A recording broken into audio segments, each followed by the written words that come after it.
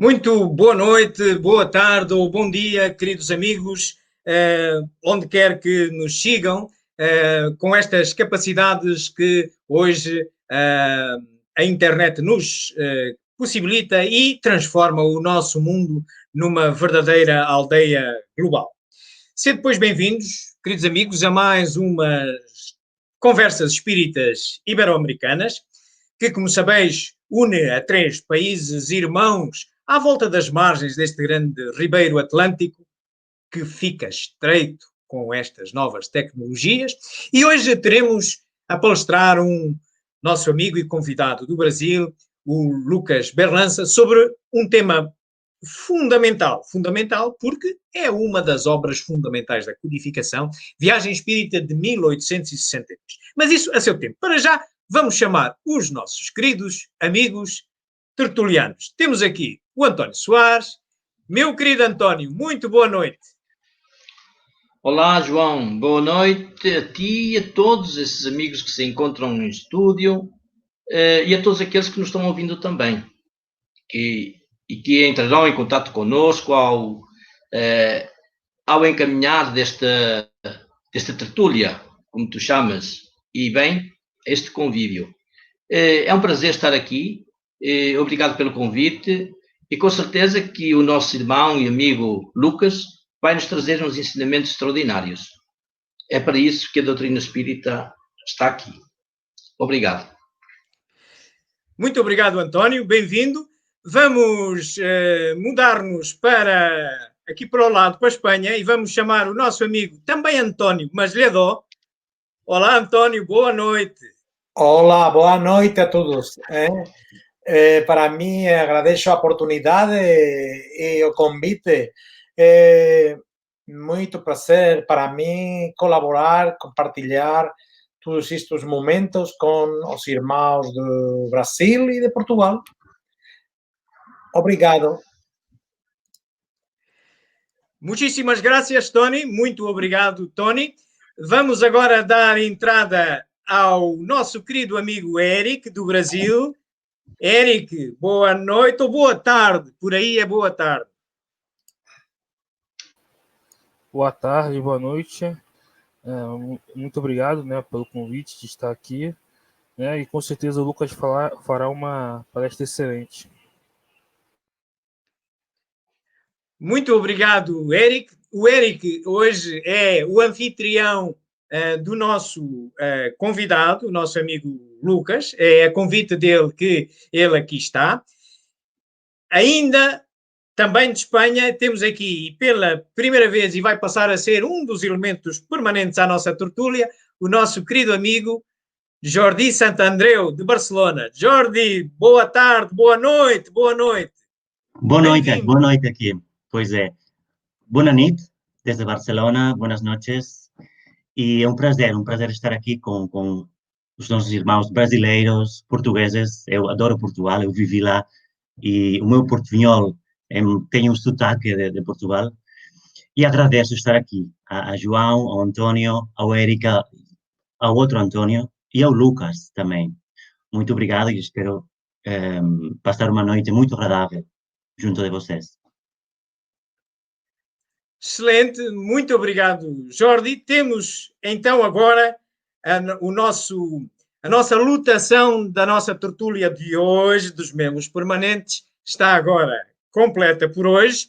Há alguns elementos que hoje não puderam estar aqui conosco, mas está feita, pronta a tertúlia para agora estendermos a passadeira, digamos, vermelha ao nosso querido amigo Lucas Berlanza, que é o nosso convidado de hoje. Mas antes de o introduzirmos, vamos falar um pouco dele. O nosso amigo Lucas é esta pessoa que aqui está e vocês poderão daqui a bocadinho vê-lo. Os nossos telespectadores do Brasil provavelmente o conhecerão já. Ele nasce em 1992. Na sua vida profissional, ele é jornalista e escritor. Ele vive no Rio de Janeiro. Em termos de espiritismo, ele é palestrante e trabalhador do Grupo Espírita Francisco de Assis, que tem um site no Facebook com esta imagem. Portanto, situa-se no Rio de Janeiro. Portanto, e é o nosso companheiro para o dia de hoje, que dentro do que ele vai fazendo, e esta é uma evidência, ele persegue naturalmente a divulgação nacional e internacional do espiritismo e naturalmente é por esta razão que também hoje aqui está para caritativamente trazer os seus conhecimentos sobre a viagem espírita de 1880. Então aqui temos o nosso querido amigo Lucas. Boa tarde, Lucas, bem-vindo ao nosso estúdio. Boa tarde, João, boa tarde a todos que nos acompanham, aos companheiros da bancada. É uma experiência nova estar conversando aí com os irmãos espíritas dos outros países. A gente sempre tem essa experiência apenas com os nossos compatriotas. Tenho certeza que vai ser bastante proveitoso, porque a doutrina é esclarecedora e é proveitosa. Não por conta das minhas capacidades ou competências, mas porque a doutrina tem muito a nos trazer. Bem-haja, Lucas. Seja bem-vindo a esta tertúlia.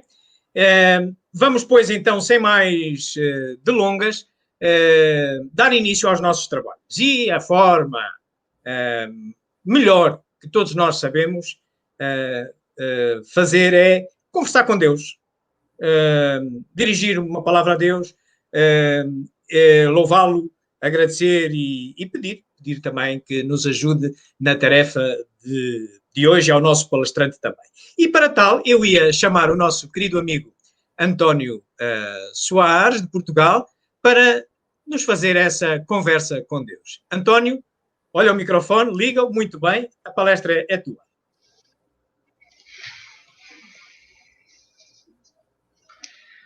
Então, queridos amigos, todos unidos no único objetivo, vamos agradecer a Deus, ao nosso Criador, à causa primária de todas as coisas. Vamos agradecer-lhe a possibilidade que Ele nos oferece a cada momento.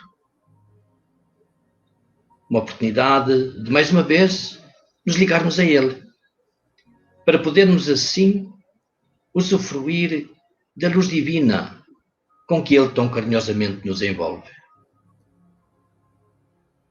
Abramos os nossos corações sem medo, para que essa luz nos ajude a libertarmos-nos de tudo aquilo que é nocivo, de tudo aquilo que nos atrasa na nossa caminhada evolutiva. Ouçamos os ensinamentos de Jesus, esse irmão nosso maior, esse nosso querido amigo, esse nosso guia, esse Espírito Puríssimo, que nos enviou até nós o Consolador, para que a nossa caminhada se possa tornar mais leve. Sintamos em nós essas palavras suas de amor, quando ele dizia: amai os vossos inimigos, orai pelos que vos caluniam e perdoai as ofensas. É o amor sublime, aquele que nos fará estar em comunhão com Deus. Ouçamos as palavras do Consolador que hoje nos são trazidas pelo nosso caríssimo amigo e irmão Lucas. Palavras que com certeza se tornarão ensinamentos que nos ajudarão a progredir. Que os bons espíritos o protejam, que Que os bons espíritos o iluminem na passagem do seu testemunho e no trabalho cotidiano da divulgação doutrinária. Que a luz celestial envolva todo o planeta, tanto necessita nestes momentos conturbados, e que a cada lar e a cada irmão possa levar a claridade necessária à transformação interior de cada um. Obrigado, irmão Jesus. Abençoa-nos hoje e sempre. Que assim seja.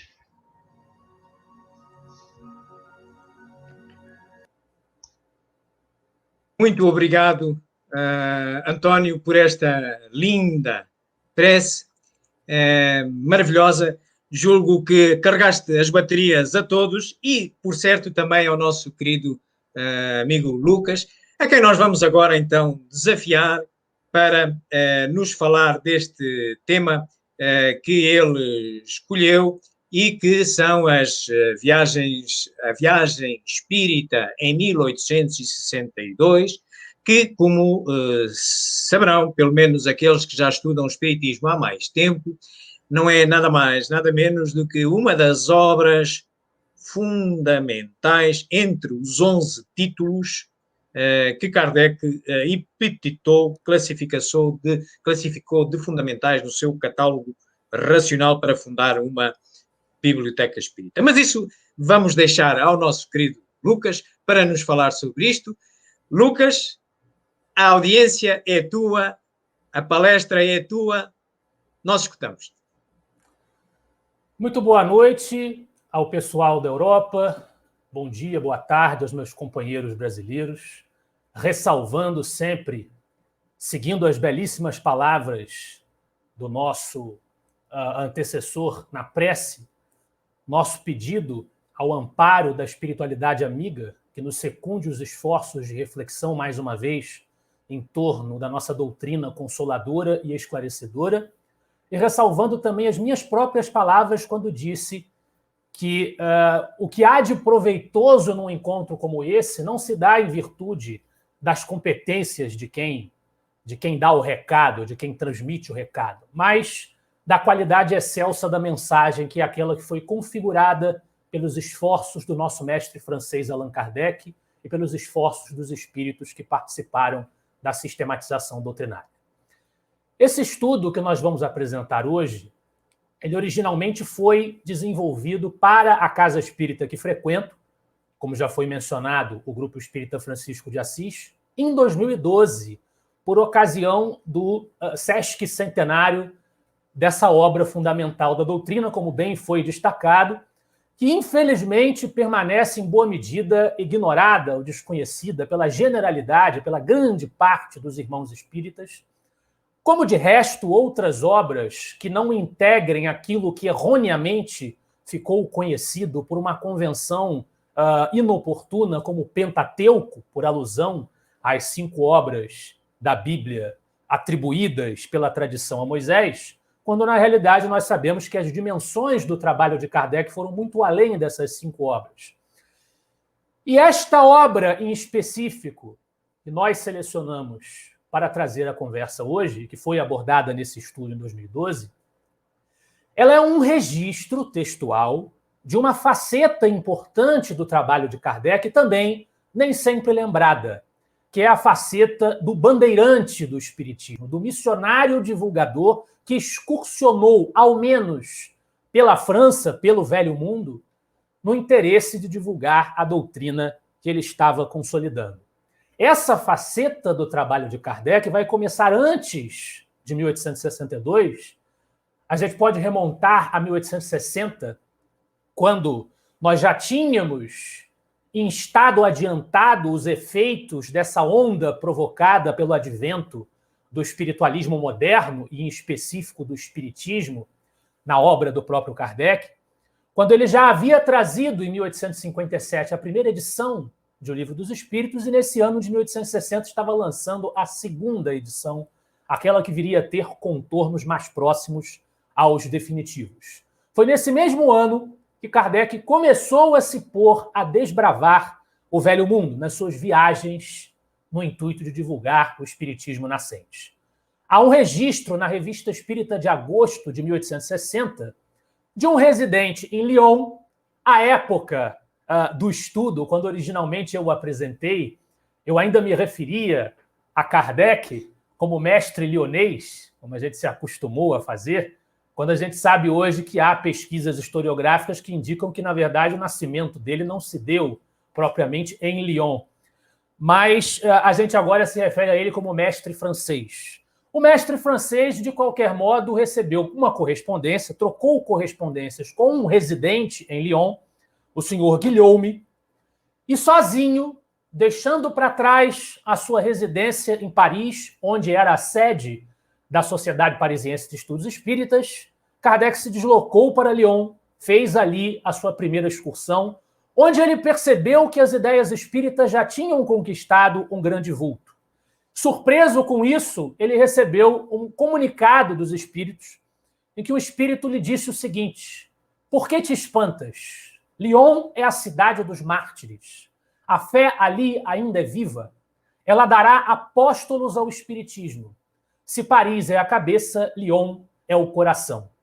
Eram, se assim nós nos pudermos exprimir, os tempos românticos de luta, de disseminação inicial do espiritismo. Os tempos de estabelecimento dos alicerces, dos fundamentos sobre os quais nós hoje nos debruçamos. Kardec foi, por volta da mesma época, reeleito presidente da Sociedade Parisiense de Estudos Espíritas. Nessa sua primeira viagem, ele ainda passou por outras cidades, e os irmãos vão me perdoar a incapacidade absoluta de pronúncia em francês, né? Passou por Saint-Mécon, Saint-Étienne. O velho mundo já começava a perceber de perto, com a disposição do próprio fundador do movimento espírita na Terra, de travar contato direto com os seus primeiros pupilos, com os primeiros pupilos da doutrina que ele sistematizava, através destas palestras, destas excursões que Kardec realizava a essas cidades francesas. Em 19 de setembro daquele mesmo ano, Kardec foi recebido no que era o único centro espírita propriamente dito em Lyon, por um operário, um chefe de oficinas, de Ju e sua esposa. E Kardec se emocionou, a começar pelo próprio anfitrião, pela própria pessoa que o recebeu, com a presença de personalidades na reunião daquela sociedade espírita, de todas as classes, de todas as origens socioeconômicas, culturais, reunidos-se em torno de uma mesma mesa a cear, animados por poder debater com o próprio Kardec os ensinos dos espíritos. Alquerasto, que nós todos sabemos ser aqueles que leem cotidianamente o material doutrinário, um dos espíritos mais atuantes na obra de fundação doutrinária, exclamou: não podeis imaginar quanto nos é doce e agradável presidir ao vosso banquete, onde o rico e o operário se abraçam, bebendo a fraternidade. Como os registros da Revista Espírita revelam, o encontro rendeu muitos frutos, sendo naquele começo o movimento espírita lionês o mais intenso, mais significativo no diagnóstico do próprio Kardec, e Kardec, no seu grande otimismo, que era compreensível diante da grandeza da revelação que ele estava fundamentando, exclamou em relação àquela visita a Lyon: eu bem sabia que em Lyon os adeptos eram em grande número, porém estava longe de suspeitar que fosse tão considerável, pois se contam por centenas e em breve, espero, serão incontáveis. A história continua em 1861, ano em que Kardec vai trazer à luz o Livro dos Médiuns, quando ele retornou a Lyon, no outono, e os grupos já tinham se multiplicado. Aí nós temos outros nomes em francês: Perras, Guillotier, Croros, Vassé, Saint-Just, sem contar os grupos familiares, que naquela época de formação existiam, os grupos pequenos, em que as famílias se reuniam para praticar, experimentar e estudar os ensinamentos dos espíritos, e que Kardec jamais recomendou que fossem abandonados, diga-se de passagem. Obviamente, além deste sucesso que o movimento espírita lionês e francês começava a demonstrar, também ocorriam as reações negativas, que já eram de se esperar. diante da força que aquela nova ideia manifestava. Kardec faz referência a um certo senhor CM, com aquele costume que ele tinha de colocar as abreviações de certos nomes. Na Gazette de Lyon, os espíritas simplesmente de alucinados que romperam com todas as crenças religiosas de seu tempo e de seu país. Quando necessário, e apenas quando necessário, no interesse da doutrina, no interesse da sua clara e correta divulgação, Kardec respondia a esse tipo de ataque de forma serena, mas enfática. Porém, eventualmente, tamanha a baixeza e tamanha a sua inoportunidade, esses ataques sequer resposta mereciam. Então, com o Livro dos Espíritos e o Livro dos Médiuns publicados, o livro que condensa a filosofia espírita e o livro que condensa as orientações relativas à experimentação, à prática experimental do espiritismo, publicados, com a Revista Espírita a pleno vapor, publicada mensalmente, tendo publicado também o opúsculo O Espiritismo em sua mais simples expressão, chegamos ao ano de 1862. Novamente no outono, Allan Kardec lançou-se à sua terceira viagem, aquela que seria para sempre lembrada na história do Espiritismo como a mais longa, e pelo que dela restou neste livro que nós estudamos hoje de documentado, a mais importante. Nessa viagem, Kardec não se restringiria a Lyon, às suas comunas e redondezas, mas iria também a Bordeaux, a Bordeaux, onde mais rico ainda o movimento espírita já se encontrava.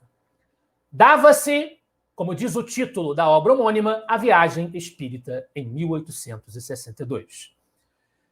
Ocorreu em razão de um convite formalizado a Kardec pelos espíritas da França, subscrito por 500 assinaturas, e essa viagem se prolongou por 6 semanas. Em novembro daquele ano, na Revista Espírita, dissertando sobre esta viagem que então já se havia realizado, Kardec assim se pronunciava: acabamos de fazer uma visita a vários centros espíritas da França, lamentando que o tempo não nos tenha permitido ir a toda parte onde nos haviam convidado, nem prolongar nossa visita a cada localidade tanto quanto desejávamos, dada a acolhida simpática e fraterna recebida. Durante uma viagem de mais de 6 semanas e um percurso de 693 léguas, estivemos em 20 cidades e assistimos a mais de 50 reuniões. É um indicativo bem claro do trabalho exaustivo a que Kardec se entregava em prol da doutrina. O resultado nos deu uma grande satisfação moral, sob o duplo aspecto das observações colhidas e da constatação dos imensos progressos do Espiritismo. O relato dessa viagem, que compreende principalmente as instruções por nós oferecidas aos vários grupos, é muito extenso para ser publicado na revista, pois absorveria quase 2 números. Fizemos uma separata, do mesmo formato, a fim de, caso necessário, a ela ser anexada. Aí está, essa separata é o livro Viagem Espírita em 1862. Um biógrafo de Kardec, André Moreau, relata que essa viagem foi mais tarde publicada em obra especial, que se tornou auxiliar indispensável aos grupos espíritas. Essa pequena obra, sobre a qual nós hoje nos debruçamos, contém discursos inteiros de Kardec, numa comunicação direta aos espíritas da época, com orientações e diretrizes eminentemente práticas para a condução dos seus trabalhos, para que exercitassem corretamente as atividades relativas ao espiritismo. Ele deu, nessas explanações que ele ofereceu ao público dessas reuniões, dessas mais de 50 reuniões na França, durante essa excursão, o exemplo próprio do seu trabalho, do seu labor na sociedade parisiense, do que ele fazia, da forma como ele encarava a prática espírita, para que os espíritas nisto se inspirassem. Não é preciso dizer, não seria preciso dizer mais nada, nós poderíamos encerrar por aqui, para que aqueles que nos acompanham reconheçam ou reconhecessem o caráter fundamental desta obra. O que poderia ser mais relevante até hoje do que o próprio exemplo e as próprias lições do ponto de vista prático de Allan Kardec, do nosso fundador, do nosso sistematizador, no que diz respeito à maneira por que os trabalhos deveriam ser conduzidos nas sociedades espíritas. Urge, diante dessa constatação, que os espíritas tenham mais contato com essa obra, como com as demais obras de menor tamanho, mas não de menor importância, que estão relacionadas ali na lista do catálogo racional das obras para se fundar uma biblioteca espírita. A última obra de Kardec veio à luz em 1869, como sendo partes integrantes das obras fundamentais. Então, não é apenas porque este livro registra um capítulo histórico importante da epopeia espírita na Terra, da epopeia kardeciana na Terra, não é apenas por isso que o livro merece ser lembrado. É também porque esse estudo atrai a atenção para os discursos que ele ali registra e para as orientações práticas de utilidade imediata nas sociedades espíritas que esse registro textual oferece. É o próprio Kardec quem nos exorta a consultar esta obra como a todas as outras. Portanto, a ocasião mais oportuna não poderia ser. O que nós vamos fazer ao longo do tempo que nós temos à disposição, como nós fizemos lá no Jefa, é trazer ao público um contato sucinto que, evidentemente, eu também não precisaria nem dizer isso, não substitui o contato direto e constante com o texto de Kardec, com a obra em si mesma, mas oferecer ao público um contato imediato com uma pincelada dos tópicos que ele aborda nestas explanações. Kardec, sem mais delongas, entreguemos-nos à tarefa, começa a obra fazendo, sob o título Impressões Gerais, comentários gerais sobre as suas impressões acerca do movimento espírita, mediante, naturalmente, a viagem empreendida, o que ele observou, o que ele constatou através da sua observação direta do comportamento da dinâmica do movimento espírita então contemporâneo. Ele fica muito feliz com o que viu, mas demonstra, ele se felicita pela acolhida que recebeu. Os espíritas da época, apesar das intrigas que ali já apareciam, os espíritas da época já nele reconheciam seu mestre. Os próprios espíritos que participaram da sistematização doutrinária, aliás, em algumas comunicações que se verificam, sobretudo na Revista Espírita, reconhecem em Kardec um mestre exercendo uma tarefa de fundamental importância enquanto encarnado com a colaboração deles. Então, muitos dos espíritas da época já reconheciam a grandeza de Kardec e o receberam na proporção em que reconheciam essa grandeza com muita felicidade, com muita alegria. E ele, evidentemente, experimentou esta recepção afável. Mas a todo instante, quando Kardec faz referência a isso, ele deixa transparecer também a sua humildade. E não é a única vez em que a humildade de Kardec aparece. Nós hoje podemos, sem peias, proclamar a grandeza desse espírito, mas ele mesmo, exercendo essa virtude da humildade, dizia, por exemplo, que essa acolhida que ele recebeu poderia realmente ser de molde a nos encher de orgulho, não considerássemos que tais demonstrações se endereçaram bem menos a nós, como pessoa, do que a doutrina espírita, como constatação do crédito em que é tida, pois que não fosse por ela nada seríamos, e tampouco alguém se preocuparia conosco. Honestamente, não me parece verdade, mas é a humildade de Kardec transparecendo. Desse discurso inicial que o nosso fundador faz, algumas passagens já merecem ser destacadas.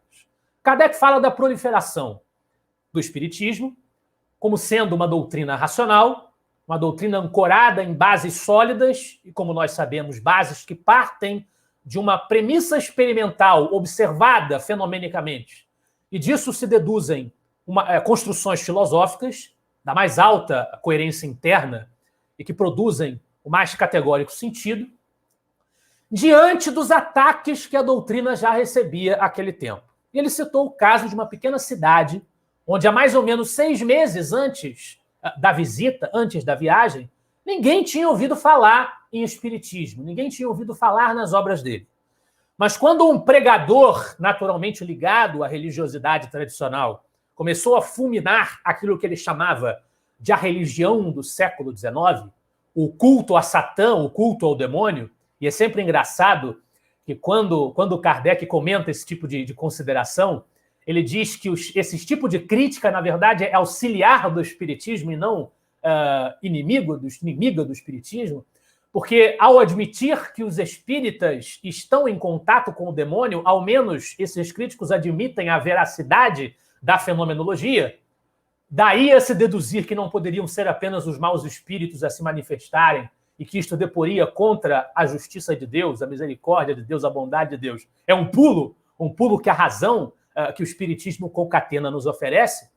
Mas ao ouvir esse tipo de pregação provavelmente este sacerdote francês, a população dessa cidade se interessou mais ou menos como já tinha acontecido no ano anterior com o Auto de Fé de Barcelona, que, aliás, neste mês de outubro, nós lembramos, né, como marco histórico esse fatídico acontecimento da história do espiritismo. Quando Kardec foi visitar a cidade, já tinha um centro espírita lá. Então, esse tipo de comportamento insensado desses antagonistas não apenas é tolo, como não funciona. E é isso que Kardec estava constatando. É uma constante, diz Kardec, o fato de que, por toda parte, a propagação das ideias espíritas se desenvolveu em razão dos ataques. Ora, para que uma ideia se difunda por tal processo, é preciso que ela satisfaça e que as pessoas a julguem mais racional do que aquela que se lhe opõe. Kardec faz uma outra observação curiosíssima, a da qualidade com que o espiritismo se propagava por aqueles países. Os grupos não se detinham na frivolidade, na futilidade, eles tinham finalidades sérias, não despencavam para superstições baratas ou para o receituário místico, fantasista. Kardec diz, com todas as letras nesse livro, nesse discurso, que os propósitos são idênticos nessas sociedades, nessas associações espíritas que ele encontrou naquelas cidades, aos que norteiam a sociedade de Paris. E não se tem outra bandeira senão os princípios ensinados pelo Livro dos Espíritos.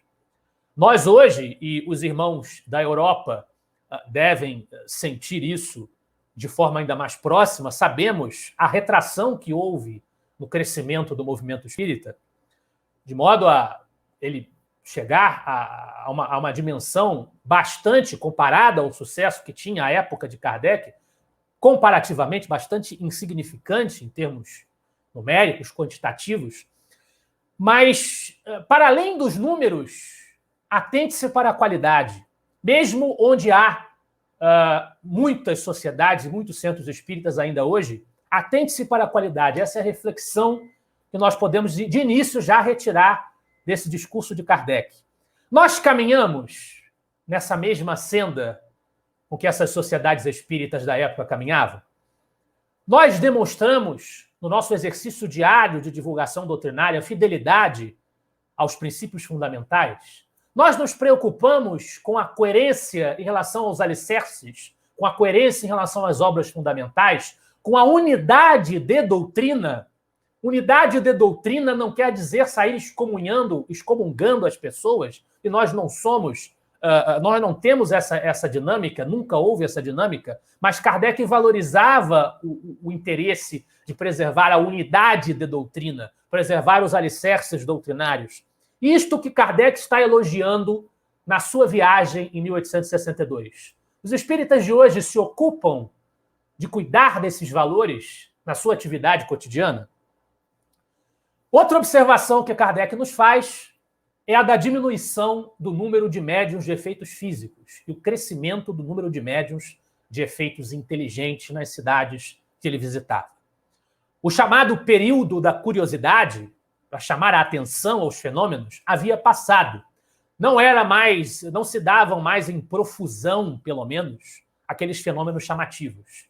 Mas alguns estudiosos da época compreenderam mal esse tipo de consideração de Kardec, a exemplo do espiritualista moderno russo Alexander Aksakov, o autor de um livro que hoje é bastante lido, eu não sei se eu chegaria a tanto, mas pelo menos conhecido, divulgado, o Animismo e Espiritismo, o Animismo e Espiritualismo, que escreveu artigos bastante críticos a Kardec, e uma das críticas que ele fazia era de que Kardec desvalorizava a mediunidade de efeitos físicos, o que não é verdade. Apenas o que Kardec comenta, e ele deixa isso claro nesse discurso de 1862, é que a mediunidade de efeitos inteligentes era mais afeita ao tipo de trabalho que então começava a se processar. Evidentemente, não há como comparar a agilidade na produção de obras doutrinárias como as dele,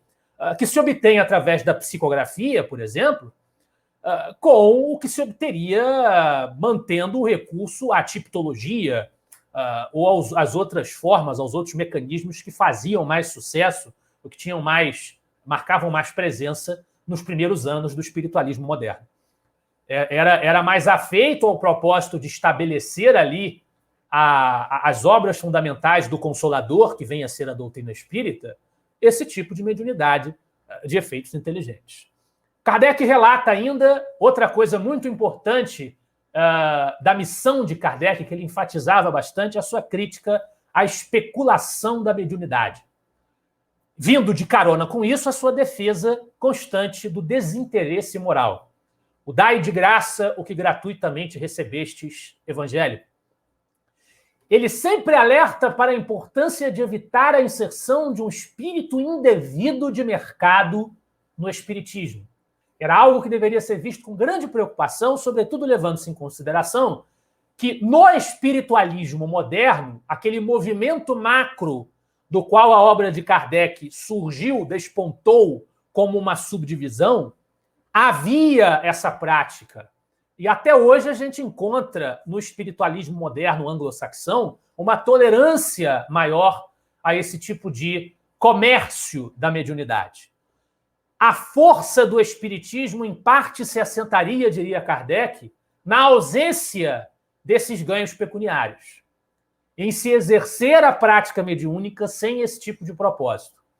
Ele ressalta também a força da filosofia espírita, que a muitos convence até hoje, e convencia, tivemos aqui uma queda da nossa câmera, de novo, a muitos convence e convencia sem a necessidade de presenciar diretamente a fenomenologia. E Kardec começou a falar também da influência positiva da convicção espírita nas crianças, sem determinar idade a partir da qual os ensinamentos espíritas poderiam ser úteis, e também a tratar do tema da obsessão. É uma temática bastante vasta, a gente naturalmente não tem como destrinchar cada um desses tópicos, isso aqui é uma pincelada. Então nós nos dirigimos diretamente a quando Kardec volta a falar sobre os ataques. Ele diz: os ataques pessoais nunca nos abalaram. Coisa diversa, entretanto, ocorreu relativamente àqueles que são dirigidos contra a doutrina. Algumas vezes respondemos diretamente a certas críticas, quando isso nos pareceu necessário, e a fim de provar que, se preciso, sabemos também lutar. Então, esse trecho reflete o que Kardec faz diversas vezes na Revista Espírita, é muito semelhante a declarações que ele faz em outras partes, e que os espíritas, pelo menos essa é a experiência que nós temos, historicamente e atualmente no Brasil, não saberia dizer com precisão a experiência dos irmãos de outras nacionalidades, mas a gente tem essa experiência aqui, a gente vê muito isso acontecer, os espíritas confundindo a exortação absolutamente necessária e inescapável da mensagem espírita à caridade, à serenidade, ao amor, com uma postura passiva, irresponsavelmente passiva, uma postura de se fugir ao emprego de atitudes mais enérgicas, mais viris, quando a necessidade impõe que elas sejam tomadas. Confundir a caridade, o amor, com a adoção sistemática de uma espécie de linguagem melíflua, como diria o professor Herculano Pires, um estudioso do espiritismo no Brasil, essa linguagem melíflua, essa coisa do cordeirinho, né? E você não aponta para o que está errado, você se cega para os desvios, você se cega para as distorções, é confundir a caridade com a hipocrisia e confundir também a caridade com a falta de caridade para com a doutrina e para com aqueles que poderiam se beneficiar da sua divulgação correta, da sua divulgação adequada. Em seguida, Kardec, depois de fazer essas considerações, ele começa a expor em 3 partes o conteúdo do discurso principal que ele pronunciou nas grandes reuniões de Lyon, Bordeaux e algumas outras cidades.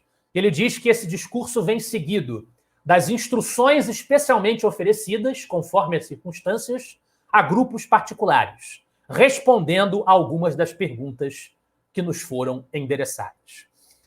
Então ele começa, ele a expor o conteúdo do discurso e depois vem uma coletânea de respostas a perguntas de particulares que foram dirigidas a ele. A primeira temática que Kardec vai abordar no seu discurso, seu magistral discurso, é a temática dos inimigos. E não há como, num mundo de provas e expiações como o nosso, nós desejarmos, nós ambicionar, desejarmos nós até podemos, conseguir não iremos. A unanimidade. Queremos que todo mundo simpatize conosco, todo mundo concorde com as nossas ideias, todo mundo se afinize com os nossos pendores. Evitar antagonismos em absoluto. Não dá. Fazer o bem não é suficiente para nós nos esquivarmos disso. Se assim não fosse, o próprio Cristo não teria sido crucificado. Ele que nos amou e fez mais bem do que qualquer outro na história humana. Kardec não teria sido tão atacado, tão atraiçoado. Então não há como fugir à existência do antagonismo moral e das ideias numa sociedade como a nossa, numa realidade como a nossa, no mundo de provas e expiações. Então também ele, Kardec, sofria com insistentes ataques com a presença de ácidos antagonistas. Nas inimizades relativas aos opositores do espiritismo e, por extensão, aos opositores do espiritualismo moderno, não tem muita surpresa nisso. É de se esperar que os materialistas, os sacerdotes de religiões organizadas que enxergam na proposta espírita algo demoníaco, algo que ameaça os seus entendimentos, é natural que eles se tornem inimigos do movimento espírita e do movimento espiritualista moderno. Mas Kardec nos fala nesse discurso, com ainda mais atenção, dos antagonistas dentro do próprio movimento, entre aqueles que admitiam as ideias espíritas. Ele diz: desde que surgiram as primeiras manifestações dos espíritos, algumas pessoas nisso viram um meio de especulação, uma nova mina a ser explorada. Se essa ideia seguisse o seu curso, terias visto pulular por toda parte médiuns e pseudomédiuns oferecendo consultas a um dado preço por sessão. Que, infelizmente, de fato, no espiritismo, há, de certa forma, com todos os problemas que a gente puder encontrar no movimento espírita, pessoalmente, eu acredito que a gente vê pouco a presença desse tipo de pretensão, porque a mensagem de Kardec é muito enfática nesse ponto. E isso a gente absorveu em alguma medida. Mas no espiritualismo moderno não se deu assim. Os jornais estariam cobertos por seus anúncios e reclames. Os médiuns ter-se-iam transformado em ledores da sorte e o espiritismo se enquadraria na mesma linha da adivinhação, da cartomancia, da necromancia, etc. Nesse conflito, como poderia o público discernir a verdade da mentira? Pôr o espiritismo a salvo em meio a tal confusão não seria coisa fácil. Tornou-se imperioso impedir que fosse levado por essa via funesta. Era preciso cortar pela raiz um mal que o teria atrasado por mais de um século. Foi o que me esforcei, ele mesmo, Kardec, por fazer, demonstrando desde o princípio a face grave e sublime dessa nova ciência, fazendo-a sair do caminho puramente experimental para fazê-la penetrar no da filosofia e da moral, revelando finalmente a profanação que seria explorar a alma dos mortos ao mesmo tempo em que cercamos seus despojos de respeito. E aí Kardec começa, ainda sempre, eu repito, tolhido pela sua própria modéstia, a demonstrar o seu papel individual como bandeirante daquela ideia, o sistematizador, o desbravador daquela ideia, naqueles tempos, bem como das suas obras, conduzindo a atenção do espiritismo para a sua dimensão filosófica essencial e central, sem a qual o resto se esvazia, e a proposta não é atingida. Onde quer dizer ele que minhas obras, ele assume isto, minhas obras penetraram e servem de guia, o espiritismo é visto sob o seu verdadeiro aspecto, isto é, sob um caráter exclusivamente moral. E Kardec novamente criticando a especulação da mediunidade e do espiritismo, informando que aqueles que pretendiam fazer dos fenômenos da doutrina um meio de lucrar, um meio de simplesmente ganhar dinheiro, se voltaram contra ele e contra a sua influência. Daí, dentro do movimento espiritualista moderno e do movimento espírita da época nascente, em si mesmo, surgiam ataques a Kardec, ataques à doutrina e à orientação que ele dava ao trabalho doutrinário, ao trabalho espírita. Hoje em dia, o exemplo, naturalmente, deve continuar. Os espíritas não devem nem cogitar esse tipo de coisa. Tem um outro problema. Alguns não querem mercadejar, não querem especular financeiramente. Mas Kardec coloca nesse discurso, ao lado da especulação material, também, e apesar de a moral espírita ser a noção espírita nos trazer a compreensão da nossa imperfeição, dos limites daquilo que nós conseguimos alcançar, nós temos um contato com o ideal a ser atingido, então essa moral é exigente. Ela é bastante exigente. Então ele vai atacar também aquilo que poderia ser chamado, e ele chama de especulação moral, isto é, a satisfação do orgulho, do amor próprio. É o caso, diz Kardec, dos que acreditam sem interesse pecuniário, tudo bem, não tem interesse pecuniário, ser possível fazer do espiritismo um pedestal honorífico para se colocarem em evidência. Este é o segundo grupo, que igualmente não me pode apreciar. Nele se encontram os portadores das ambições frustradas e dos amores próprios melindrados. Se nós não vemos no movimento espírita a especulação da mediunidade graçar, e quanto a isso? Essa advertência não é rigorosamente atual? Não deve ser uma preocupação constante de quem divulga a doutrina, se preocupar com esse alerta que Kardec faz, e nós não nos tornarmos aqueles que querem a evidência, querem os holofotes, tremer a voz para se abrilhantarem aos olhos do público, quando o que realmente tem importância, o que realmente pesa é a doutrina, é a mensagem. Mas Kardec continua denunciando os inimigos. Por orgulho, diz ele, ele está se referindo a certos médiuns, em específico, de tal forma persuadidos de que tudo quanto recebem é sublime e só pode vir dos espíritos superiores, que se irritam com a menor observação crítica, a ponto de se malquistarem com seus amigos quando estes têm a inabilidade de não admirar o que lhes parece absurdo. Trata-se aqui dos médiuns cismados, os médiuns suscetíveis, os médiuns fascinados, que não admitem o exercício, que é um exercício basilar da atividade espírita, que é o exercício da crítica racional às comunicações que se recebem dos espíritos, que, de resto, são como nós. Nós somos espíritos e, portanto, a pluralidade do mundo espiritual já nos deixa prevenidos de que não é porque algo vem do mundo espiritual que nós devemos acriticamente aceitar, baixar a cabeça e parar de raciocinar. Se esses são inimigos do espiritismo, nós nos perguntamos, olhando para hoje novamente, lembrando mais uma vez a atualidade dessa obra, quantos inimigos de Allan Kardec existem hoje? Quantos inimigos da doutrina existem hoje? Quantos semeiam as mistificações mais esdrúxulas, os absurdos mais esclerosados no movimento espírita?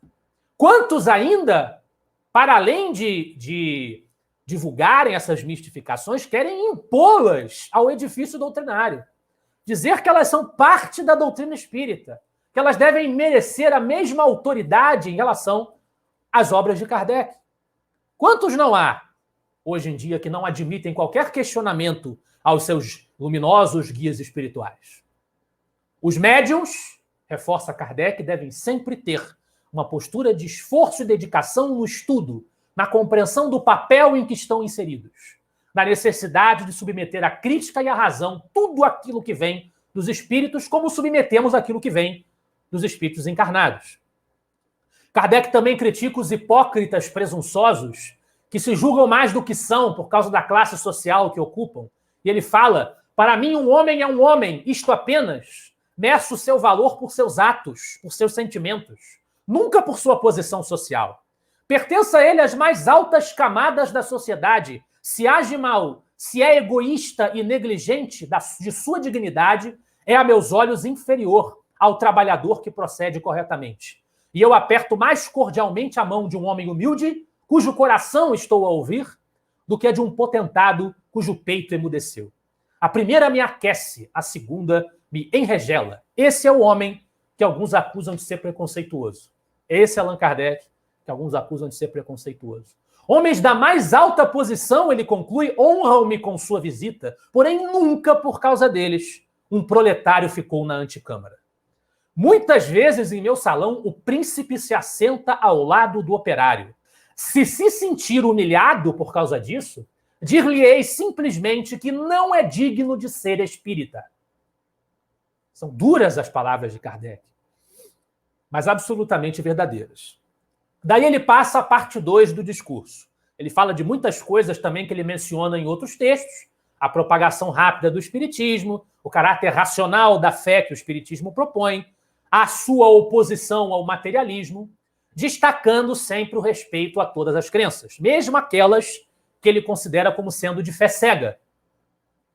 Kardec diz, em mais de uma oportunidade, que o espiritismo não veio, e aqui ele repete isso, ele não veio para incomodar aqueles que têm a sua religião, que professam a sua crença, mesmo que ela contenha postulados que não sejam considerados pela proposta espírita postulados racionais, postulados assentados na factualidade, mesmo que nós acreditemos que eles estão em erro do ponto de vista das ideias, ele diz que o espiritismo não vem incomodar aqueles que estão satisfeitos com as suas crenças, a quem elas fazem bem, a quem elas alimentam espiritualmente. O espiritismo veio se oferecer como alternativa àqueles que dele necessitarem e que desejarem buscá-lo livremente, sem imposição.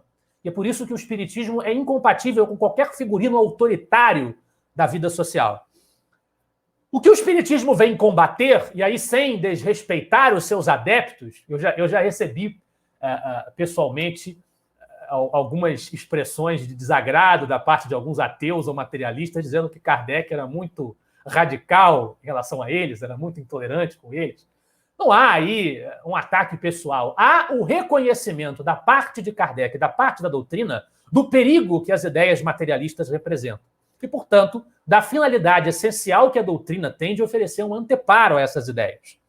E ele coloca as vantagens que a filosofia espírita tem em relação ao materialismo. O materialismo, diz Kardec, ameaçava fazer a sociedade mergulhar em trevas, afirmando aos homens: o presente é tudo, o futuro não existe. O espiritismo corrige a distorção, afirmando: o presente é bem pouco, mas o futuro é tudo. E isto ele o prova. Daí passamos à terceira parte do discurso e última. Evidentemente que, repito, nós estamos fazendo apenas uma pincelada. O discurso tem outras joias a serem desveladas pelos espíritas.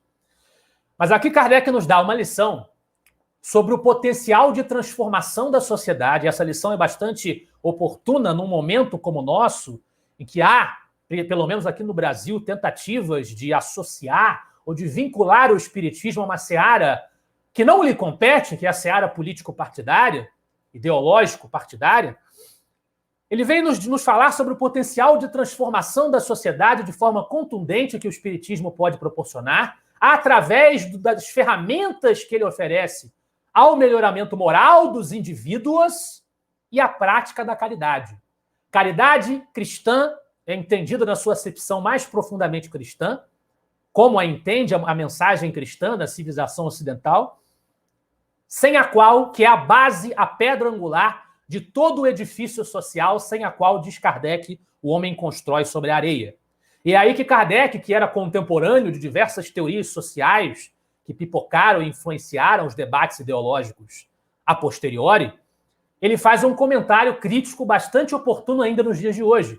Ele diz: alguns homens bem intencionados, tocados pelos sofrimentos de uma parte de seus semelhantes, supuseram encontrar o remédio para o mal em certas doutrinas de reforma social.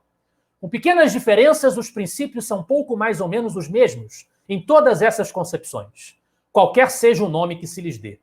Vida comunitária, por ser a menos onerosa, comunidade de bens para que todos tenham a sua parte, nada de riquezas, mas também nada de miséria. Tudo isso é muito sedutor, Para aquele que, não tendo nada, vê antecipadamente a bolsa do rico passar ao fundo comunal, sem cogitar que a totalidade das riquezas postas em comum criaria uma miséria geral ao invés de uma miséria parcial. Que a igualdade estabelecida hoje seria rompida amanhã pela mobilidade da população e a diferença entre aptidões. Que a igualdade permanente de bens supõe a igualdade de capacidades e de trabalho. Os autores, fundadores ou promotores de todos esses sistemas, sem exceção, não visaram senão a organização da vida material, de uma maneira proveitosa a todos. A finalidade é louvável, indiscutivelmente. Resta saber se nesse edifício não falta base que só ela poderia consolidá-lo, admitindo-se que fosse praticável. Kardec não está endossando a viabilidade dessas propostas sociais. Um sistema que, por sua natureza, requer para sua estabilidade virtudes morais no mais supremo grau, haveria que ter seu ponto de partida no elemento espiritual. Pois, muito bem, ele não o leva absolutamente em conta. Muitas dessas concepções são fundamentadas em uma doutrina materialista, confessada alta e em bom som. Isso quer dizer que são enfeitadas com o nome da fraternidade. Mas a fraternidade, e isso é fundamental na mensagem que ele traz, assim como a caridade, não se impõe nem se decreta. É algo que existe no coração e não será um sistema artificioso na sociedade, né, que a fará nascer se ela aí já não se encontra alojada. Era uma crítica muito oportuna na época, ou continua sendo, mas na época, sobretudo, se a gente considerar que muitos entre os integrantes do público a que Kardec se dirigia eram proletários, nos quais essas ideologias sociais ganhavam corpo, ganhavam algum tipo de reverberação, ou poderiam ganhar. Então é interessante Kardec se ocupar disso com tanto destaque, demonstra a importância que ele dava, a evitar que o espiritismo enveredasse por essa seara. O espiritismo vem cumprir, diz ele, o seu papel na regeneração da humanidade, fornecendo as ferramentas para a nossa convicção na imortalidade e para a nossa fé raciocinada. A nós espíritas é fácil perceber o quanto esses conhecimentos nos permitem enxergar a realidade para além da matéria, para além daquilo que os nossos sentidos físicos nos permitem tocar, nos permitem perceber.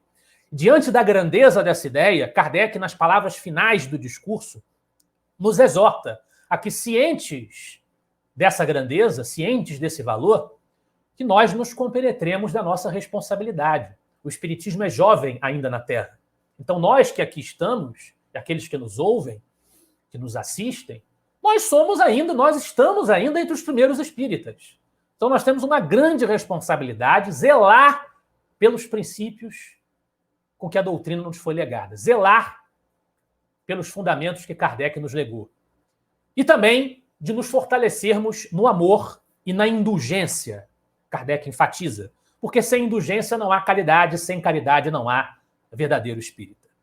Mas, repetindo, que essa indulgência, esse amor, essa caridade não signifiquem a irresponsabilidade passiva, a hipocrisia melíflua, que para muitos às vezes parece significar.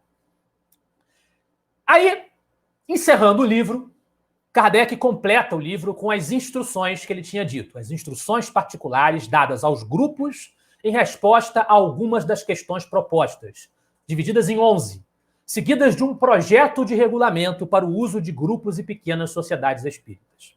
No primeiro item dos 11, Kardec fala das manobras dos inimigos, que tentam atingir o espiritismo pelas costas, insistindo na importância do desinteresse e insistindo também na importância de que os espíritas vigiem para evitar que se semeie a desunião no seu seio, a desunião fazendo nascer os cismas, suscitando rivalidades, e isso por várias vias. A via da sedução misticoide, a via que nós comentamos há pouco, da tentativa de penetrar o debate político-partidário para dentro das instituições espíritas, entre outros caminhos escusos que os inimigos do espiritismo podem utilizar para prejudicar o avanço da doutrina. No item 2, Kardec diferencia o espiritismo do ocultismo, e um registro histórico interessante, houve muitas críticas dos ocultistas, dos esotéricos, ao espiritismo e aos espíritas.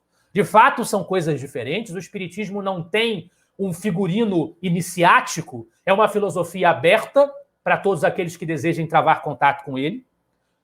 A única senha que o Espiritismo preconiza, Kardec enfatiza, é a caridade.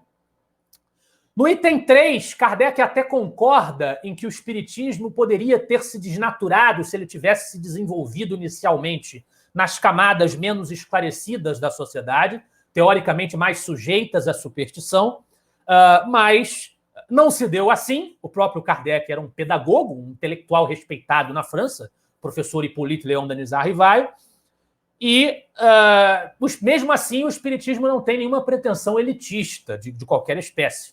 O seu objetivo se estende, repete Kardec, a todos. Nos itens 4 e 5, ele demonstra que o Espiritismo tem inimigos como toda ideia nova e que ele não deve se calar apenas por causa disso, e não há como evitar esse tipo de reação. Nós também já comentamos isso. No item 6, ele diz que mais perigoso para o Espiritismo do que a presença desses inimigos é o que os pseudo-adeptos publicam em seu nome. Certas publicações são simplesmente lamentáveis, uma vez que oferecem da doutrina espírita uma ideia falsa e a expõem ao ridículo. Kardec enfatizando isso mais uma vez, e pedindo que os espíritas vigiassem para que ficasse claro aquilo que a doutrina aceita e aquilo que ela repudia, são as palavras dele. Eu vejo alguns irmãos dizendo, o Espiritismo não repudia nada. Do ponto de vista das ideias, repudia sim. E Kardec está dizendo aqui. No item 7, é sobre, mais uma vez, aquela história que o Espiritismo seria a obra do demônio. Mesma coisa, da mesma forma, o item 8, que fala sobre a proibição mosaica da evocação dos mortos. Né? Se há proibição, é porque há algo a ser praticado, há algo a ser feito para ser proibido. É uma consideração que também vai aparecer no Céu e Inferno, a gente não vai se demorar nisso. No item 9, ele vem refutar a argumentação daqueles que usam o haverá falsos profetas e falsos cristos contra o Espiritismo, porque o Espiritismo também se propõe a desmascarar a farsa, a desmascarar os impostores, os mentirosos. O item 10 versa sobre a formação de grupos e sociedades espíritas, e Kardec diz que não há muito a acrescentar ao conteúdo que já está no Livro dos Médiuns, mas ainda assim ele faz observações que são muito interessantes, como a necessidade do caráter sério das reuniões, a severidade em não incorrer na leviandade, bem como a importância, no item 11, finalmente, de evitar práticas exteriores que remetam a esta ou aquela religiosidade tradicional em específico, porque o Espiritismo não prescreve fórmulas ou ritos de qualquer espécie que devam ser seguidos, muito embora ele fale que tudo nas sessões deve ser feito religiosamente, né? Mas nada deverá dar-lhe o caráter de reuniões de seitas religiosas. Haver ali qualquer tipo de formalismo litúrgico. Essas coisas não podem acontecer no Espiritismo. Esses são os apontamentos que Kardec nos faz, esboçando aí uma exposição sucinta das ideias que ele aborda em Viagem Espírita em 1862. Evidentemente, nós não chegamos nem perto da grandeza das próprias palavras do fundador.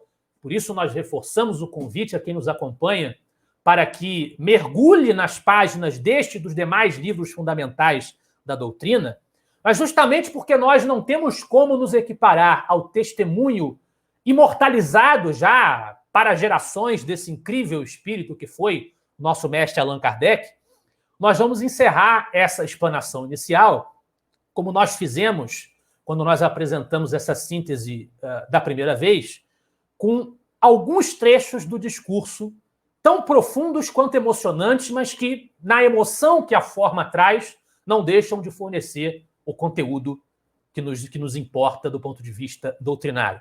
E a nós, especificamente, espíritas destes primeiros tempos do Espiritismo. E Kardec nos diz assim: espíritas, sois os pioneiros dessa grande obra. Tornai-vos dignos da gloriosa missão cujos primeiros frutos já recolheis. Pregai por palavras, mas, sobretudo, pregai por exemplos. Comportai-vos de modo a que, em vos vendo, não possam dizer que as máximas que ensinais são palavras vãs em vossos lábios. A exemplo dos apóstolos, fazei milagres, pois para isso Deus concedeu-vos o dom. Não milagres que chocam os sentidos. porém milagres de caridade e de amor. Sede bons para com vossos irmãos, sede bons para com o mundo inteiro, sede bons para com vossos inimigos. A exemplo dos apóstolos, expulsai os demônios. Para isso tendes o poder, e eles pululam em torno de vós. Os demônios do orgulho, da ambição, da inveja, do ciúme, da cupidez, da sensualidade, que alimentam todas as más paixões e semeiam por entre vós os pomos da discórdia. Expulsai-os de vossos corações, a fim de que tenhais a força necessária para expulsá-los dos corações alheios. Fazei esses milagres e Deus vos abençoará. As gerações futuras vos abençoarão como as de agora abençoam os primeiros cristãos, dentre os quais muitos revivem entre vós para assistir e concorrer para o coroamento da obra do Cristo. Não empanai esse clarão por sentimentos e atos indignos do verdadeiro espírita, do espírita cristão. Libertai-vos o quanto antes possível de tudo quanto possa ainda restar em vós do velho levedo. Vossos adversários rir-se-ão de vossa crença nos espíritos e em suas manifestações, mas não poderão rir das virtudes que resultam dessa crença. Não se rirão quando virem os inimigos perdoar-se ao invés de ferir-se, a paz renascer entre aqueles que se dividiram pela dissídia, o incrédulo de ontem concentrado hoje em prece fervorosa, o homem violento e colérico modificado em ser doce e pacífico. Eis, senhores, que rides o que produz o espiritismo, essa utopia do século XIX, parcialmente ainda é verdade, mas cuja influência já se reconhece e cuja propagação em breve se compreenderá ser do maior benefício em favor de todos. Sem dúvida, não vereis com os olhos do corpo a realização dessa obra, para a qual concorreis, e isso embora esse momento não esteja remoto. Mas fruireis, com os olhos do espírito, o bem que tiverdes feito, como os mártires do cristianismo rejubilaram-se contemplando os frutos de seu sangue derramado. Coragem, pois, e perseverança. Não recueis ante os obstáculos. O campo não se torna fértil sem a dádiva do suor.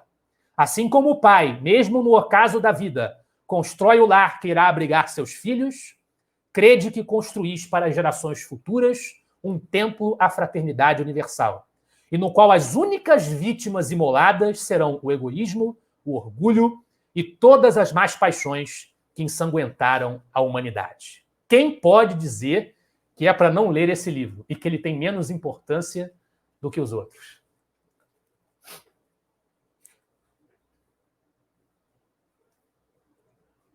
Excelente. É a minha primeira palavra.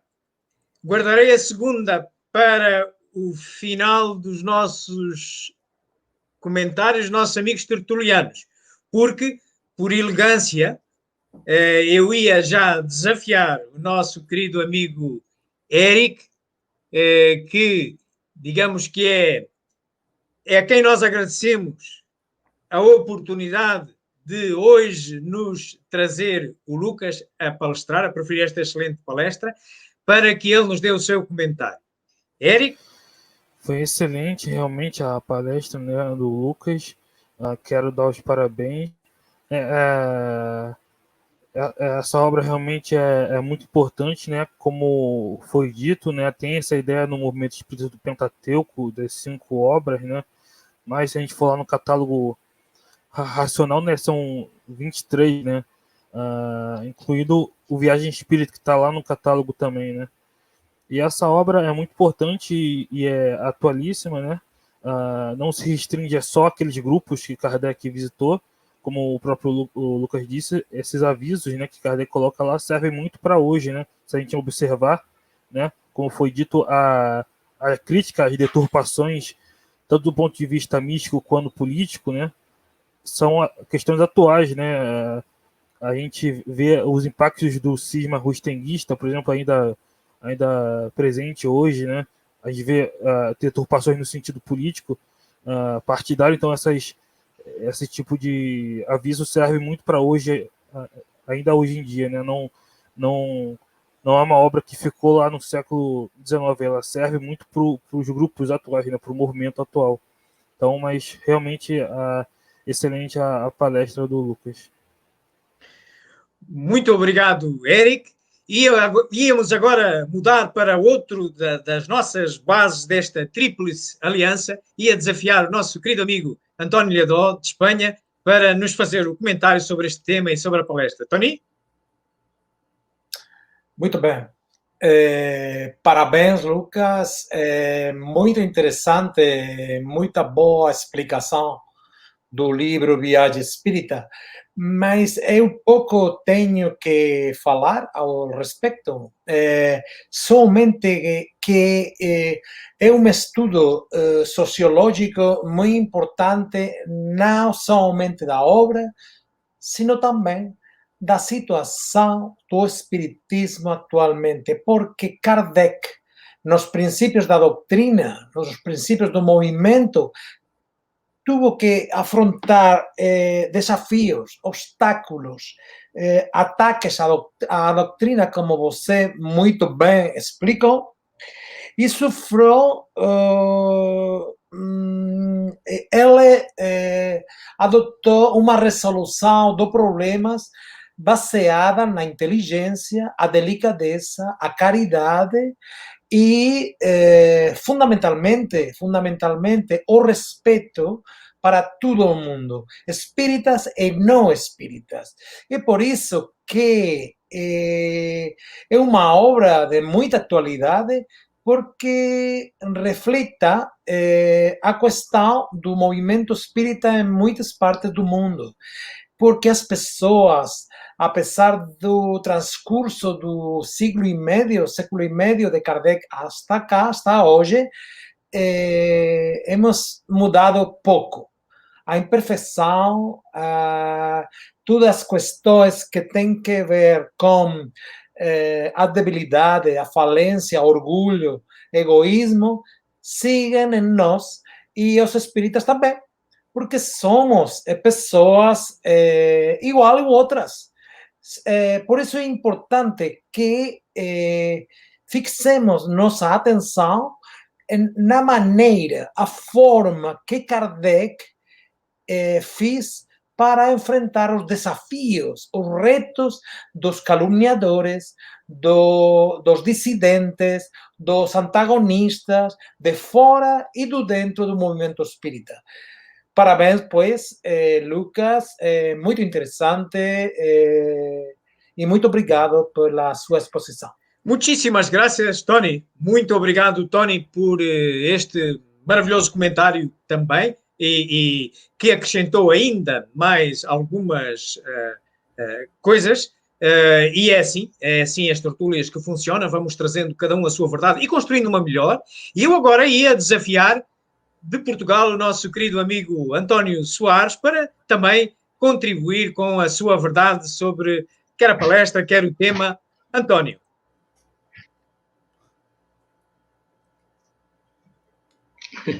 Olá.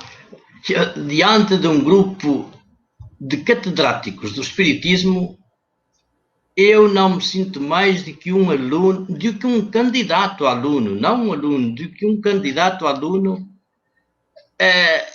de tão ilustres professores e estudiosos da doutrina. Muito obrigado, Lucas, pela sua explanação desse maravilhoso livro. Pode ser da maneira tão empolgante que o explanou, você fez-nos recuar no tempo e fazer com Kardec essa viagem e aperceber-se de todo o seu esforço e dedicação ao Espiritismo. E isso é para nós um convite ao estudo e à divulgação da doutrina, não só através das palavras, mas através dos exemplos e das ações. Muito obrigado. Bem-aja. Se o amigo me permite uma curiosidade vulgar, aquilo ali atrás é um barco na pintura? Diga. Sim, é. Sou eu. Só um detalhe sem importância. Por quê? Não são pinturas minhas. Parabéns. Muito obrigado, António. Muito Não obrigado. É por acaso que isto é uma tertúlia ibero-americana com este ribeiro atlântico no meio, e o António aqui tem o seu meio para também podermos estreitar ainda mais esta distância. E agora, voltando a outra base desta nossa tertúlia, ia desafiar o nosso querido amigo Jordi Santandreu, do grupo de Estudios Espirituales Allan Kardec de Barcelona, que pela primeira vez está aqui a emprestar a sua presença como membro permanente desta tertúlia, e agora desafiá-lo. Jordi, diz-nos a tua verdade sobre estas questões. Obrigado, João, do Grupo de Estudos Espíritas Allan Kardec. Lucas, obrigado, Lucas. Adorei a tua energia e o teu entusiasmo com o qual narraste os pontos principais do livro. Parecíamos estar em 1862 nós. Ou, de outra maneira, como nos tens trazido maravilhosamente bem 1862 a 2020, 158 anos depois. Parecíamos estar lá mesmo, né? Então, chama-me a atenção, para começar, o mérito de Allan Kardec, porque seguramente aquela viagem foi em condições muito difíceis. Não é como agora que temos meios de transporte, estradas e demais. Seguramente ele foi de carro, com os cavalos, em condições realmente complicadas, com frio, percursos muito longos, devagar, não é? De um lugar, de uma cidade a outra. Portanto, fisicamente, certeza que foi uma viagem impressionante, não? O esforço que fez Kardec, não? Para assistir às comunidades nascentes que estavam lá. E para trazer uma questão ao debate, vemos hoje Divaldo Franco, que desde o meu ponto de vista, e podem compartilhar ou não, mas desde o meu ponto de vista é o herdeiro desta liderança do movimento espírita mundial, liderança que iniciou Kardec, evidentemente, e continuou Chico Xavier. Então, chama-me também, eu queria trazer este ponto de vista de a importância não só da liderança global do movimento espírita, necessária, desde logo no início, mas ainda hoje, por diferentes motivos. Entre eles, o contato direto com as bases do movimento, para motivar, para inspirar, para dirigir um pouco o olhar de todos nós. Então, Kardec não só codificou a doutrina, mas foi muito, muito além disso, né?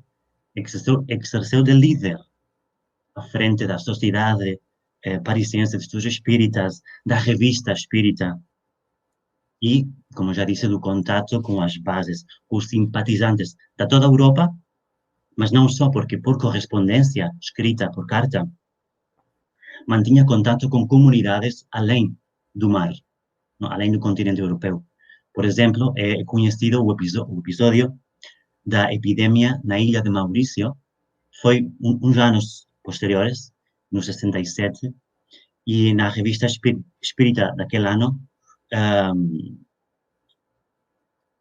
narra as cartas que iam e vinham da colônia, não é? E contavam as experiências e trocavam conselhos e opiniões, não é? Portanto, saliento simplesmente o fator de liderança, não só apenas com os livros, mas também com a presença e com o contato com as bases. Obrigado a todos. Muito obrigado, Jordi, também. Excelente também trazer-nos a tua verdade sobre estas questões para todos sairmos daqui melhor. É claro que agora sou o último e já sobra pouco depois destas brilhantes intervenções. Eu apenas iria, para talvez ajudar os nossos telespectadores a incentivá-los ainda mais à leitura e oferecer-lhes um aperitivo gráfico que é apenas tão só um resumo, não vem acrescentar nada ao que o Lucas trouxe nada, pelo contrário, vem apenas mostrar de uma forma gráfica e, eventualmente, abrir o apetite o que é que tinha sido esta viagem, porque vilas, o Lucas falou, foram 20 cidades, 50 reuniões. Olhemos aqui um mapazinho de França, que talvez nos possa ajudar a perceber também depois estas dificuldades, como é que ele se transportou. Ora, vejamos aqui, se me permitem. Portanto, Kardec, nós temos conhecimento que ele fez várias viagens, pelo menos documentadas, nós poderemos ter 7, uma das quais ao estrangeiro, que é a Bélgica, e as outras todas em França. Mas a de 62, esta que o Lucas hoje tão bem nos detalhou, é uma viagem que dá esta volta ao território francês, de cavalo, de carruagem, como já dizia o Jordi, dificuldades dos transportes dessa altura. E ele consegue fazer isto em 6 semanas, mas anda cerca de 2.800 quilómetros, que, enfim, bom, para os tempos de hoje, quase que não riríamos com um carro, fazíamos isto no instante. Mas imaginar isto numa carruagem a cavalo, a coisa vira de figura. E ele dá esta volta toda, sai de Paris, regressa a Paris, passando por estas 20 cidades que aqui temos, e faz mais de 50 reuniões que, tão bem documentadas, foram pelo menos nos seus tópicos principais pelo Lucas. E claro, ele começa por publicar estes relatos na Revista Espírita, e depois é decidido fazer uma obra que ele vai considerar como fundamental entre os 11 títulos que ele considera fundamentais para quem quer fundar uma biblioteca espírita, ou mesmo é dizer, para estudar o espiritismo, é uma destas obras. E esta obra, e só para vos trazer um pouco mais o apetite, tem mais ou menos esta organização que o Lucas já foi falando. Apenas para vos deixar uma imagem gráfica, aqui estão os discursos dele, as tais instruções particulares dadas aos grupos, que o Lucas também falou, e o projeto de regulamento do uso dos grupos pequenos, afins, pessoas sérias e que tenham um regulamento por trás. E ele já tinha dado o exemplo no ano anterior, em 61, com o Livro dos Médiuns. Ele, no final do Livro dos Médiuns, está o exemplo da Sociedade Parisiense de Estudos Espíritas.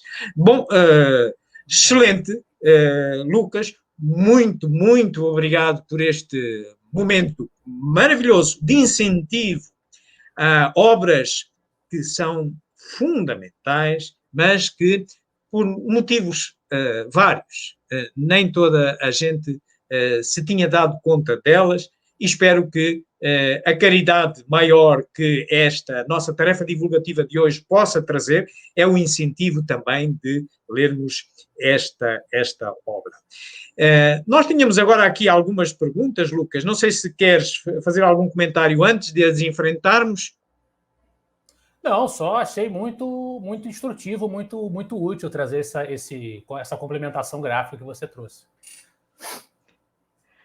Obrigado. Realmente, o nosso amigo, vendo o desenho da viagem, a gente tem uma noção ainda mais concreta da dificuldade que foi, como disse o Jordi, né?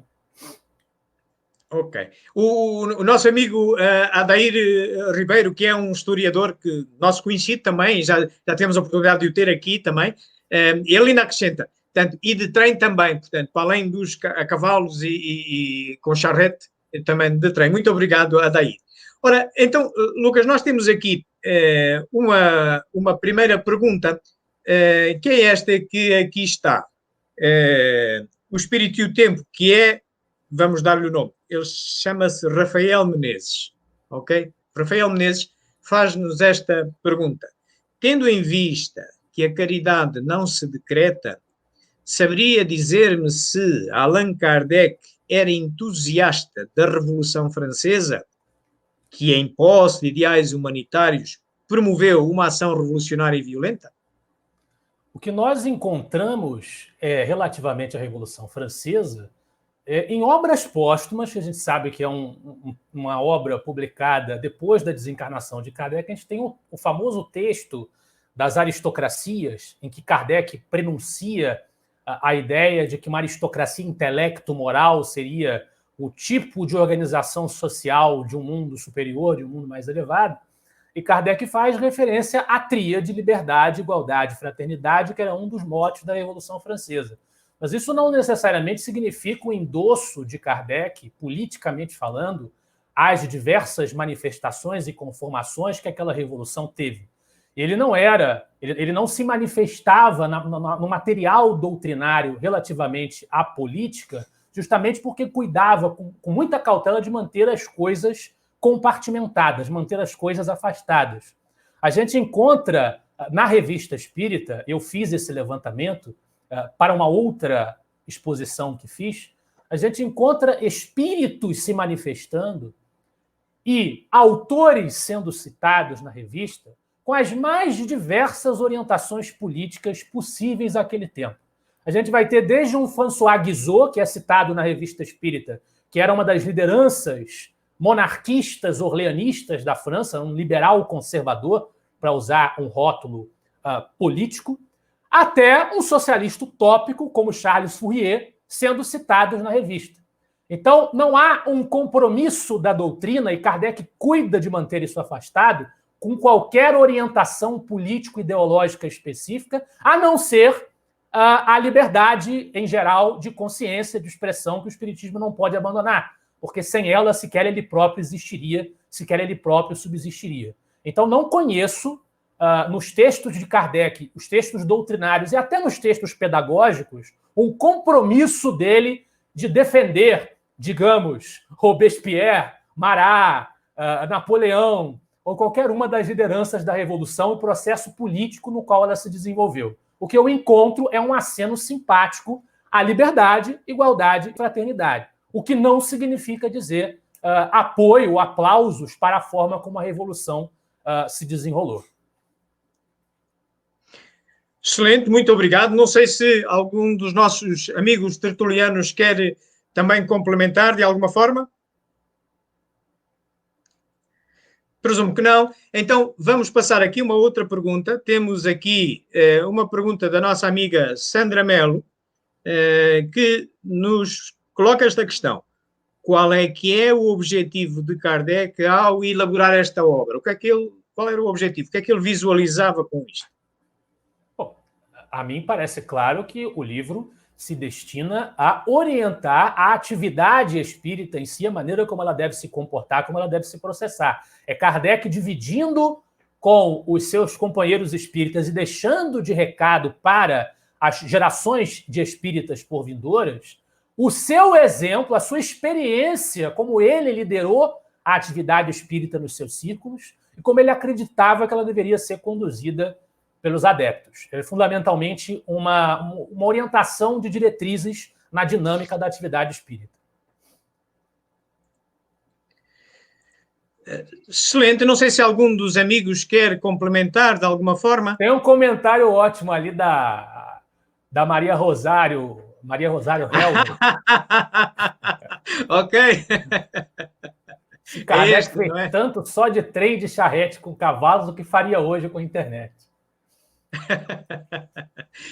Interessante. A este respeito, esta obra tem uma alusão a algo que hoje para nós é muito comum pela internet, que é a alusão da mecânica social, mas também a transnacional. Ele em determinada altura fala das questões de como é que se deu a divulgação do espiritismo através das classes, não é? Ele refere que começou na classe média e que depois então evoluiu para classes superiores e para os trabalhadores, mas ele também refere aqui que destas classes, das classes mais elevadas, aristocráticas da altura, ele registava pessoas interessadas noutros países já à volta, através, por certo, de correspondentes que tinha. Seria a internet do tempo dele que já lhe permitia, de facto, estreitar essas questões. E eu só acrescentaria também uma coisa mais à nossa amiga Sandra Melo, que o Lucas já respondeu praticamente tudo, mas um detalhe muito interessante que também lá vem do meio, é ele falar das fases de aprendizagem. E isso é muito importante porque tem uma validade tremenda aí para os nossos dias.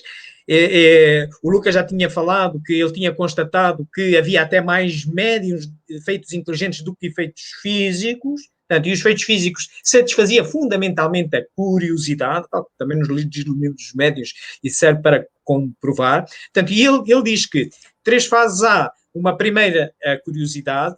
Ele, nesta viagem de 62, porque ele já tinha feito 2 anteriores mais ou menos à mesma zona, sem fechar o círculo, mas a Lyon, a Saint-Étienne, ele constata que, e a par deste fenómeno que o Lucas bem sublinhou, de passar a haver mais médiuns de efeitos inteligentes do que efeitos físicos, ele sublinha que já estava a entrar na segunda fase da aprendizagem, que era a retirada de ilações de ordem filosófica, ou de filosofia moral, que aos dias de hoje chamamos de ética. Portanto, já estava a haver uma aprendizagem, uma segunda fase, um despertar para o importante da investigação filosófica e científica do espiritismo. E ele aponta para a terceira fase, que deve ser o objetivo, e é o nosso objetivo hoje, e será sempre um objetivo perene, que é a aplicação de tudo isto à reforma da humanidade, à reforma do homem. Esta, por certo, está sempre presente, é sempre o objetivo final de qualquer estudante do espiritismo, de qualquer espírita que se diga, porque leva à prática aquilo que aprende no espiritismo. Um espírita reconhece pelos seus atos e não propriamente pelo que possa saber.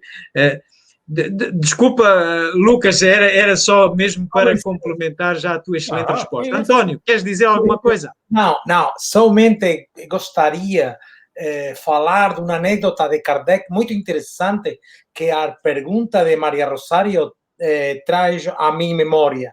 Lembrei que uma ocasião, Kardec foi atacado por um sacerdote que diz que conheceu a Kardec em Lyon, quando era pequeno, e que ele era uma criança muito pouco creída, uma criança e uma pessoa muito desagradável. E posteriormente acusou a Kardec de que usava um charrete com cavalos muito luxuoso, com muito dinheiro, com muitos cavalos muito esplendorosos, extraordinários, e que com esse charrete de cavalos ele se passeava por Paris a todo trem, e o dinheiro para esse charrete de cavalos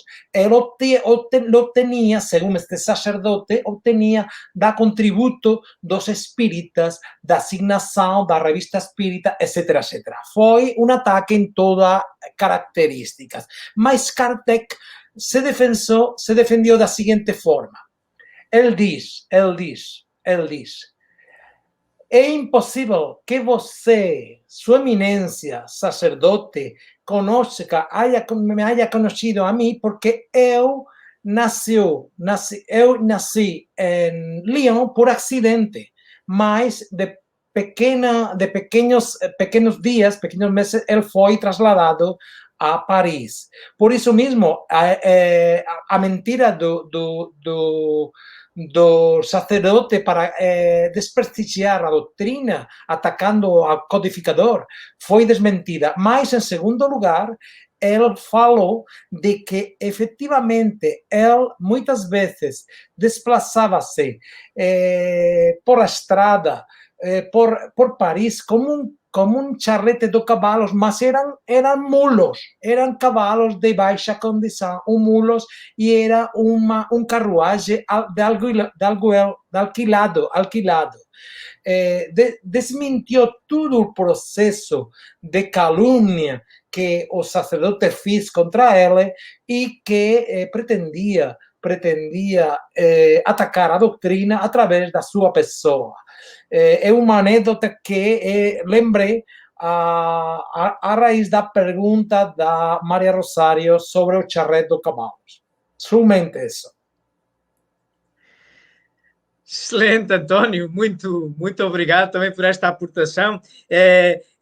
Nesta mesma obra que nós encontramos uma referência à mecânica do crescimento do espiritismo, que está muito relacionado com isto que o António disse, que é um detalhe daquilo que o Lucas também sublinhou, e bem, que as pregações contrárias ao espiritismo tiveram um efeito similar ao Auto de Fé de Barcelona, porque, Tony, também o Auto de Fé de Cádiz, não é? É Cádiz ou Sevilha? Também houve um Auto de Fé em Sevilha, não é, Tony? Ou Sevilha ou Cádiz? Sim, em Cádiz. Cádiz. Fiz também um Auto de Fé em Cádiz. Ainda antes do livro e antes da publicação do livro dos Espíritos, não é? Ainda no tempo do espiritualismo, da religião espiritualista que vinha dos Estados Unidos, importada para a Inglaterra. Da América. Mas esta nota é muito interessante, e o Lucas já nos tinha feito o favor de trazer, exatamente uma das formas que o espiritismo encontrou para o seu crescimento foi exatamente, e ironicamente, as pregações contrárias. Lucas, não sei se queres complementar. Não, acho que Henri Neto está falando lá do texto Os Milhões do Senhor Allan Kardec, né, que é onde se faz referência a esse episódio que foi relatado. O que eu acho interessante é a capacidade que Kardec tinha de ser decentemente sarcástico. Só esse argumento de que os inimigos do espiritismo, que defendem que a fenomenologia espírita é causada pelo demônio, na verdade estão ajudando o espiritismo, já é um decente sarcasmo incrível do Kardec.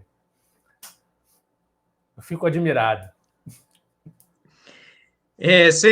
Sem dúvida, e é mais um aperitivo que desafiamos e lançamos aos nossos queridos telespectadores, porque também encontrarão nesta obra fundamental referências exatamente a esta mecânica do contrário, esta mecânica dos autos de fé, esta mecânica das pregações contrárias.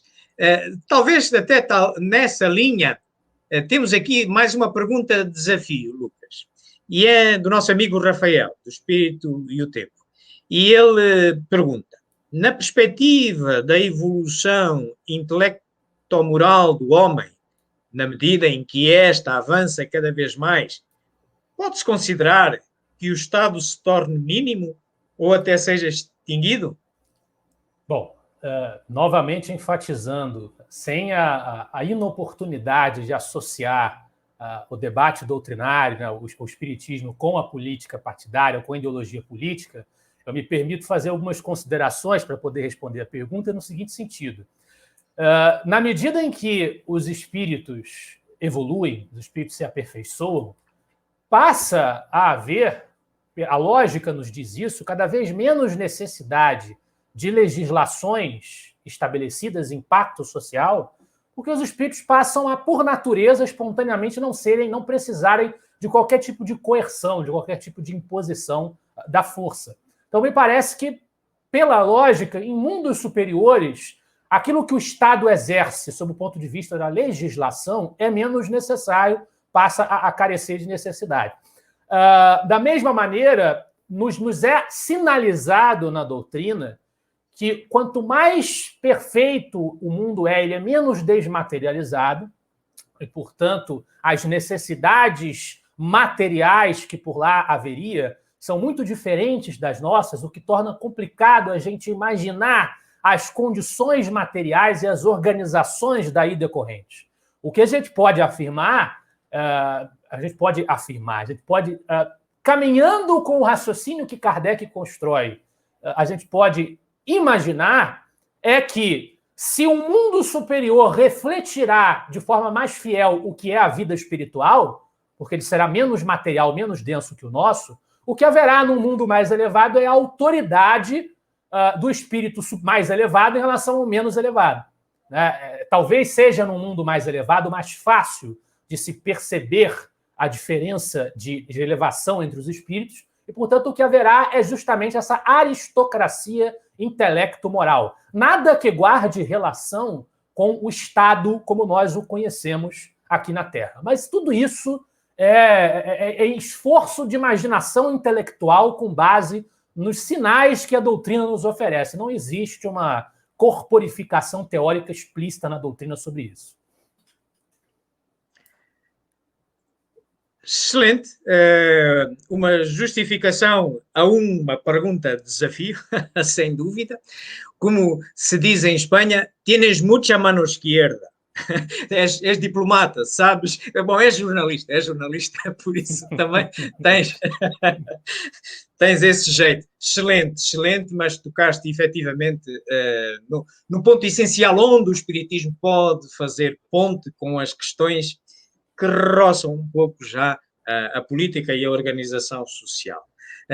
Bom, meus amigos, nós não temos aqui mais nenhuma pergunta. Íamos aproximando do nosso fim. Mais uma vez, Lucas, queremos te agradecer do fundo do coração esta caridade de hoje nos falares de esta obra pouco lida, pouco conhecida, mas que tu fizeste realmente um aperitivo, lançaste aqui um aperitivo maravilhoso. Julgo que teremos telespectadores nossos que, por certo, no mínimo, irão procurar esta obra, irão procurar encontrar nela todos estes ensinamentos que caritativamente hoje aqui nos deixaste.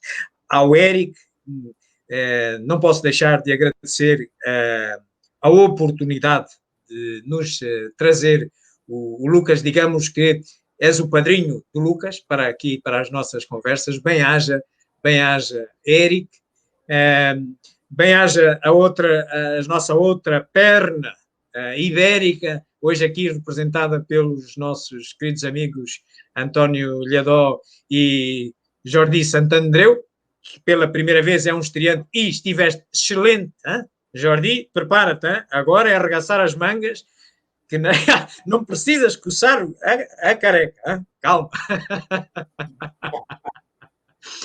E também a ti, meu querido António, a tua intervenção sempre oportuna, pragmática, muito objetiva, muito terra a terra. Obrigado, asa lusitana destas nossas conversas espíritas ibero-americanas. Meus queridos amigos, eu ia agora desafiar a nossa perna, a outra perna ibérica, da Tríplice Aliança, que temos aqui Brasil, Espanha e Portugal, ia desafiar para terminar os nossos trabalhos, ia desafiar o nosso amigo Tony para nos fazer a prece de encerramento. Tony, audiência é tua. Muito obrigado, maestre, pela oportunidade de iluminar nossa consciência com o conhecimento da doutrina espírita que foi explanada. Perdoe nossas fraquezas e imperfeições e permita que nossa vida caminhe em paralelo com seus ensinamentos de amor e caridade. Junto com Kardec, nos encontramos unidos no bem e na fraternidade. Os espíritos tutelares nos inspiram e nos ajudam a ser como o homem bom, como escreveu o mestre de Lyon no Evangelho segundo o Espiritismo. Que o trabalho de Kardec nas suas viagens e conferências seja abençoado pelo trabalho daqueles aprendizes que, como nós, desejam seguir os seus passos para alcançar a redenção de que nosso espírito necessita com urgência. Que a humildade e a caridade abram caminho dentro de nós para alcançar um nível superior de serviço aos outros, a nosso próximo, amando e trabalhando pelo bem comum e pela nossa própria elevação moral. Que assim seja.